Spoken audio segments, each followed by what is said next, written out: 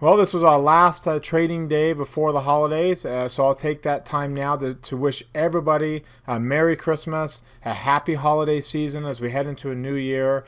This is typically a great week to spend time with family and friends. The market gets a lot quieter, so you can reduce your worry a little bit about that. I'm going to break down the technical patterns to see what we should expect to see in January, as well as over the course of the whole next year in today's video. I'm also going to break down a trade idea and that will add some balance, that will go from what was a bullish trade to now a bearish trade, neither one of them too actively or aggressive, but the purpose of which is to make sure we continue to have balance in our portfolio heading into volatility. So let's go ahead and get started.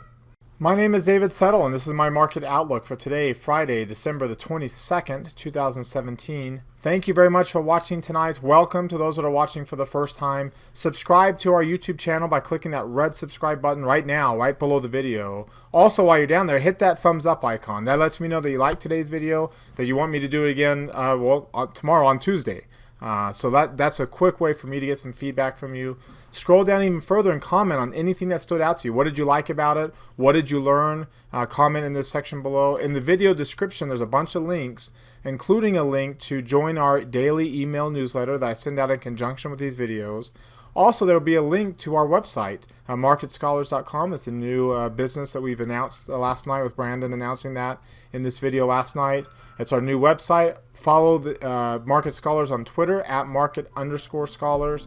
You'll be able to get some more content that we're going to be pushing out there. Remember to follow me on Twitter as well. You see my handle on the screen at DavidSettle42. Pinned to the top of my timeline is always the most current market outlook. Like and retweet. The more you like and retweet and engage with our tweets, the more Twitter will keep pushing you our stuff. So remember that. Also, if you haven't already, join our community that we have, Market Outlook Community on Facebook. You see the address at the top of the screen there. There's also a link to it down below in the video description. You know, we're growing. It's getting above 700. We're getting to 800. There's more and more people joining, and the more active the community is, the better. And you know, I've seen over my timeline of teaching in investor education. I've been in this field now for 14 years almost. When there's a community of people doing this together, you'll stick with it longer, you'll be more disciplined, you'll learn more. That's been my experience anecdotally over this time frame. So make sure that you join other like-minded investors like yourselves, and go out there and let everybody else know too, other people that might be interested. Quick way for them to find out about us is to watch these videos and join that community group. So make sure that you're inviting others you think would be interested to join that group as well. All right, well, let's take a look here really quickly at the S&P 500 then and see what's going on. You'll notice that we have we had a quiet day, and you're going to get a lot of days like this next week, barring any unexpected news events. It's a quiet week. It's a holiday week. Typically has very little volume. In fact, when you look at volume here on an intraday basis, on a weekly basis, let's bring this chart out and just look at the weeks of Christmas here, and you can kind of tell there was Thanksgiving. Here's that last week. Look how it was a down week in 2016. Look at all the little bit of volume there, and then you look at 2015. You can see again very little volume in the weeks surrounding Christmas here. Look at 2015, same thing. Very little volume. I'm over here on the bottom, and of course 2000. See how very low they get compared to average. Now granted, we're going to have a day off, so it's only 4 days. That helps. But it's also the holidays. And you notice we've been getting higher than average volume on a weekly basis. In fact, 1.5 times the average volume 2 of the last 4 weeks. Above average the other 2 weeks. So we've been getting very strong volume over the last little bit. Going to venture to guess that's going to really taper. There you can see it visually right here. I'm going to venture to guess that's going to taper off dramatically this coming week. And again, on the daily chart, you see we've been below average every day this week on the daily chart. So things are going to be quiet. You see the near-term lines turned up. We've got 3 days below 50. 1 to 3 is a typical time frame for a bullish move, and you can see it's a bullish slow point. For those who don't know, the definition of a bullish slow point on the blue line is a low that's between 20, which is where the reversal zone is, and 50. That corresponds to a higher low on the chart. compared to the last near-term low, which I always, draw ovals on the chart. So obviously it's a higher low.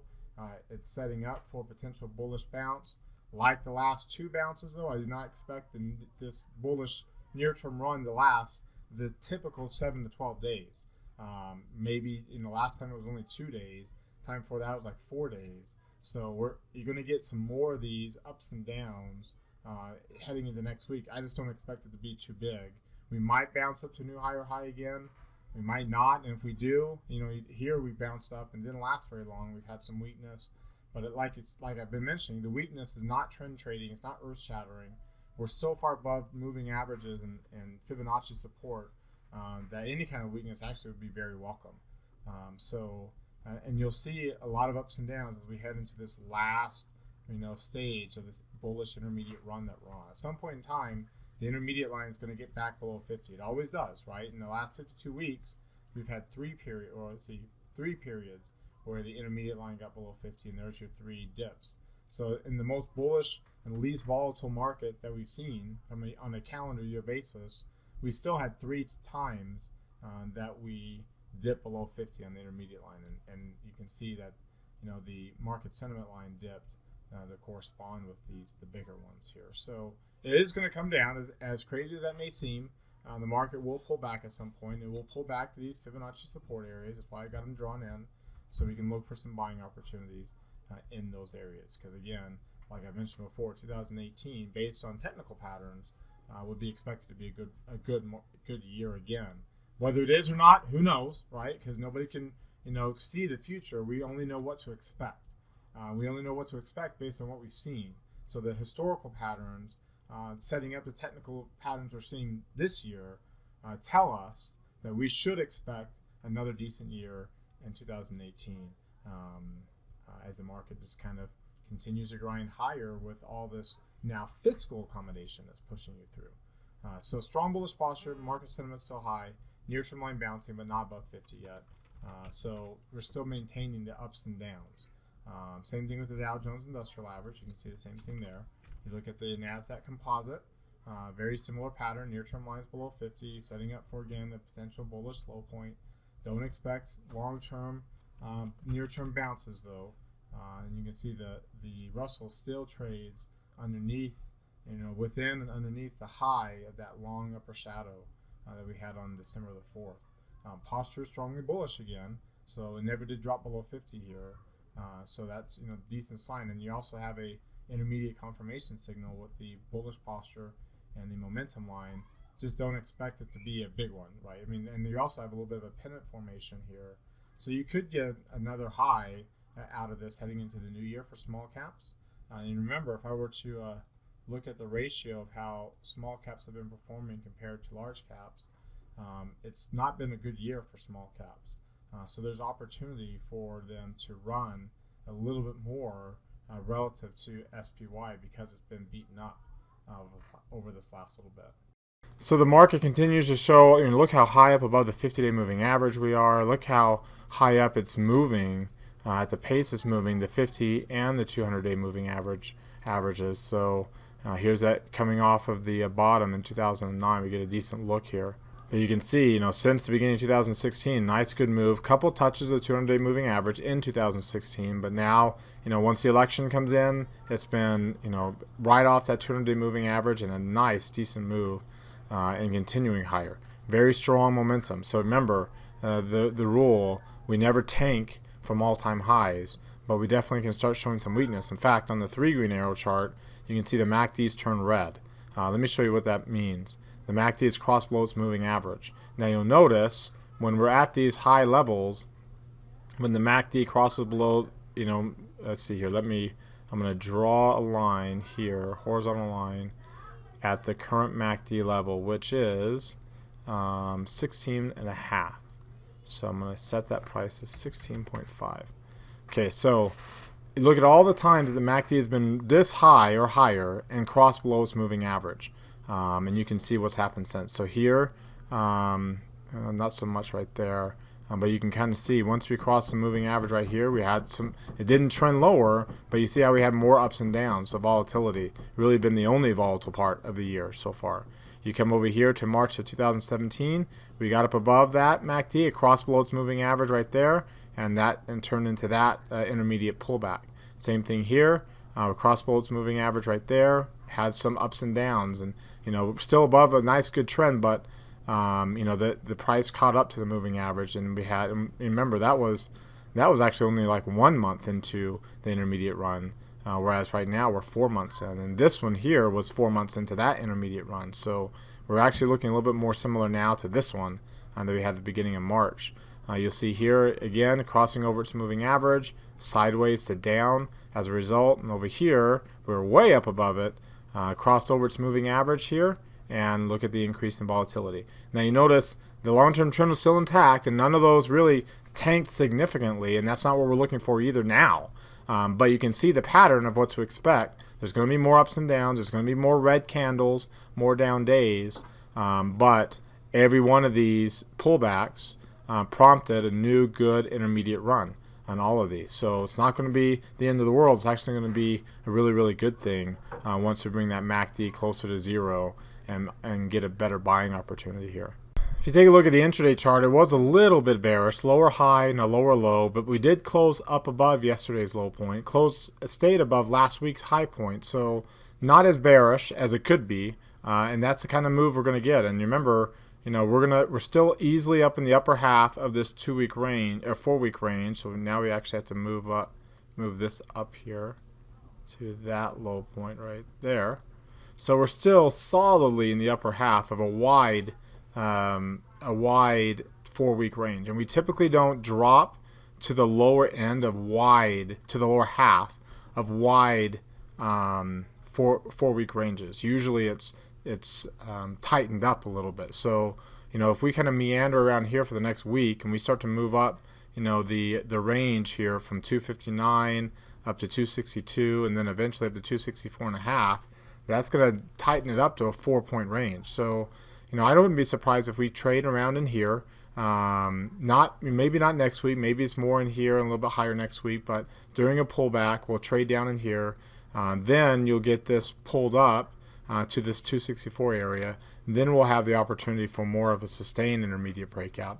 Otherwise, you'll get weak bearish postures while we're just hanging around in this upper half of the chart. And again, anything can happen, but the past precedent has shown that we usually don't go from the top of a wide 4-week range, and we're almost 10 points difference here versus say 4 points. So we don't typically drop from the top of a wide range to the bottom. We typically tighten that up first, and as it tightens up, we'll just kind of go sideways. We might push this up a little bit more, but just a little bit, and we'll fiddle around in here for a while. But that's still in the upper half of the current range, so that's kind of the expectations. I wouldn't expect a good, nice trending move yet. Now that we got the tax bill, the infrastructure bill is going to be the next thing, but Congress has other things on their plates, so there might not be a lot of momentum from accommodation, from fiscal accommodation here for a while, and that might be the lack of spark that will push us down. But with earnings season coming up here, quarter ending here next week, and earnings season starting in a few weeks for the next quarter. If you take a look at the range, a very small range, a pre-holiday range, right? So 3/4 of a point, volume at 78 million. So we'll put that in the context here. 3/4 of a point, so very, very low. So that's a decent range because you want these numbers to come down.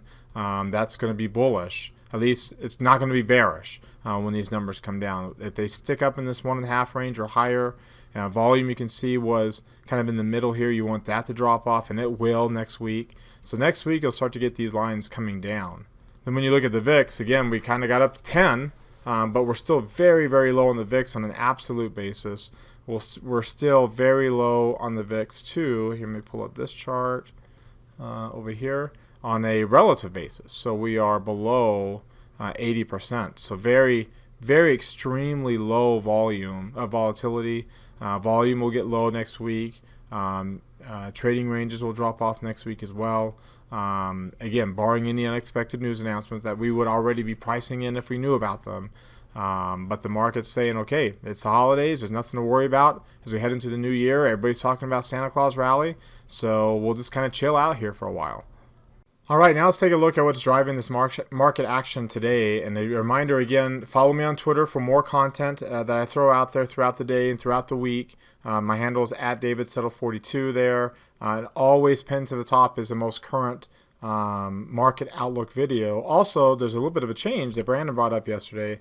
You'll notice that we've announced our company name and logo and preview website.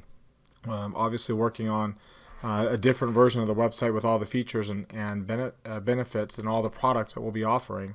But this is a little bit of a preview one. So make sure that you follow our handle as well, at market_scholars. You'll see our logo to make sure you have the right one. And then you also see too that there's our website, marketscholars.com. When you go to that website, you'll see the button to join the email list. As we get this out, you'll be aware of new changes that are coming to the site and things that we're adding. You can see our social media that we'll be posting there as well. So make sure you bookmark this page, because this will be what our website will be, marketscholars.com. All right, take a look at the price action. And you can see, if I were just to look at the week that was here, and we'll zoom in on the week. Emerging markets has been a good winner all year, right? And it was, again, a good winner this week. You can see crude oil also rallying. Those two, commodity prices and emerging markets, tend to move hand in hand. And remember how I mentioned commodity prices have been so weak for the last so many years from an underperformance standpoint. And we expect, commodities to start to rally, because that's the signs of a maturing bull market, is when commodity prices start to rally. Well, emerging markets will tend to benefit from that more than developed markets will. And you can see small caps had a decent run this year this week compared to large caps. We talked about the potential. There's more potential for that. High yield really outpacing Treasury. Treasury yields kind of took off. A little bit of a breather in the last couple of days, but a positive sign for the economic growth that Treasury yields are taking off. And the dollar's been weak, and the dollar continues to be weak. Outside of long-term bonds, was the biggest loser on the week. From a news standpoint, we had a lot of news over the last couple of days. When we take a look really quickly at durable goods, we'll look at these red dots, the ones that are more important. Durable goods growing. That's a very positive sign when you see that nice growth rate. You can see what happened after QE3 ended, and now we're returning back up to normal figures here. New home sales spiked up. Very, very interesting housing data all week long. Big moves higher and all of that.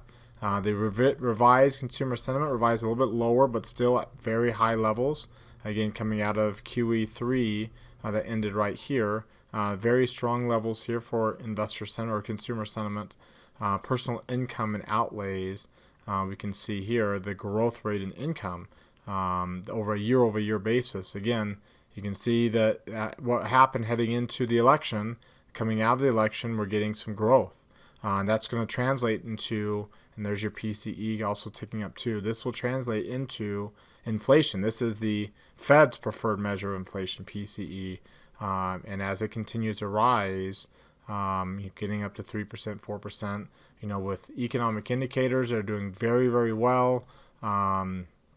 GDP, multiple quarters in a row of 3%, expected to be over 3%, around 3% here, pullback on Fridays, but still right around 3% so far. So pretty good numbers. One thing to keep in mind, the last time we were this high economic surprise index was at the beginning of 2011, beginning of 2012. I want to jump back to this long-term view here. So the beginning of 2011, you can see economic indicators were really positive here too, and look at the market rally, but look at what happened after. So keep that in mind. And again, at the beginning of 2012, economic indicators were really high again, and you can see how it led stock prices higher. But then after, as it pulled back, you can see the impact, the higher volatility. Still an upward trend, but multiple touches and closes below the 200-day moving average. We haven't seen that here. So again, we're at this kind of level right now from an economic indicator standpoint. Don't be surprised. Now, neither one of these, the trend stayed intact. I mean, a little bit of weakness with the credit downgrade, but the trend stayed in the long-term bullish trend stayed intact on both of these. And again, I expect that to be the case in 2018 as well. I just, you can see how 2017 spent practically the whole year above its 50-day moving average and spent the whole year well above its 200-day moving average. Look for more moves down to the 200-day moving average, but still maintaining a positive trend in 2018.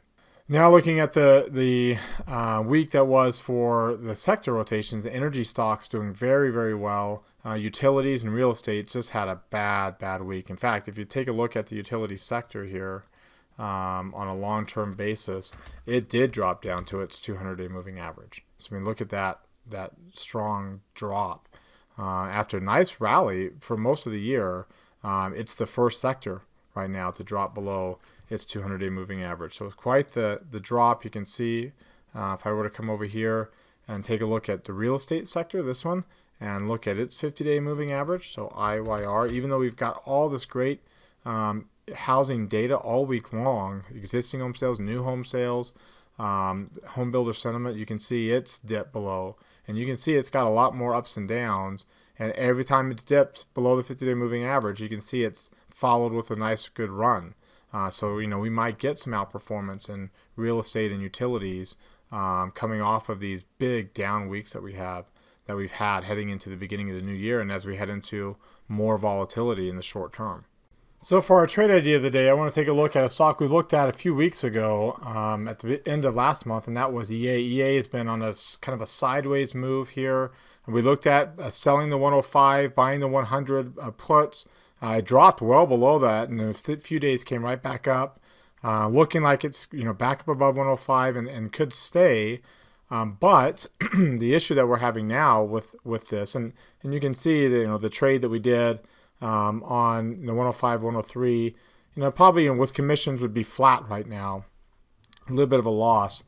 This might be a situation where you say, okay, you know what? The premise for being in that trade is we were oversold. This thing had been down. It's outside of the lower standard deviation channels, outside of linear regression, on a bearish trend, but opportunity for it to bounce back up. Came down, did bounce back up eventually.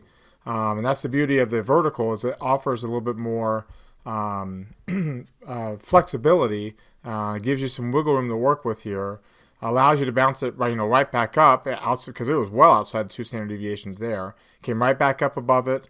But now you look at the trend, and where the lines have converged, MACD has converged, it's gotten to 0, but we had a good drop here, and we're heading into now a seasonally bearish period.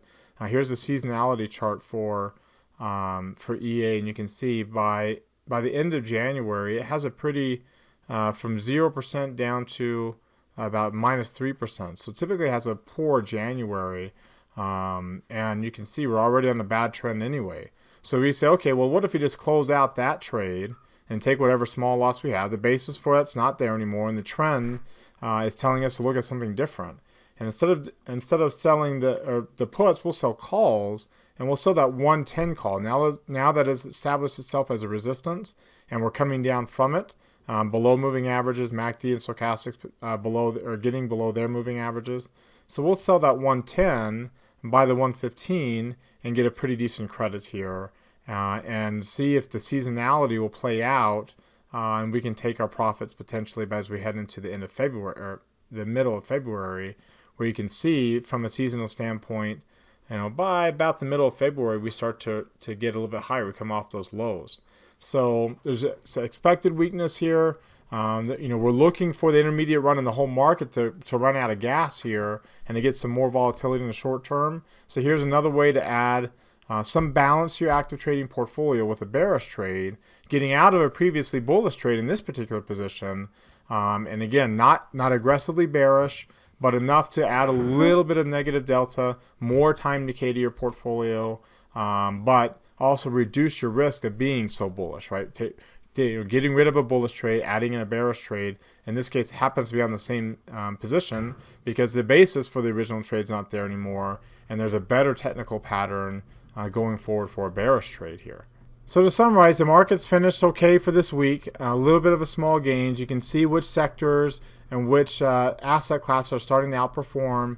Yes, we are at the end of a mature intermediate trend. The market will start to show more signs of a mature bullish cycle heading into next year. Not anytime soon, not the first day of January, not even probably the first few months. There will be some short-term volatility. There most likely will be a new intermediate low point to bounce from.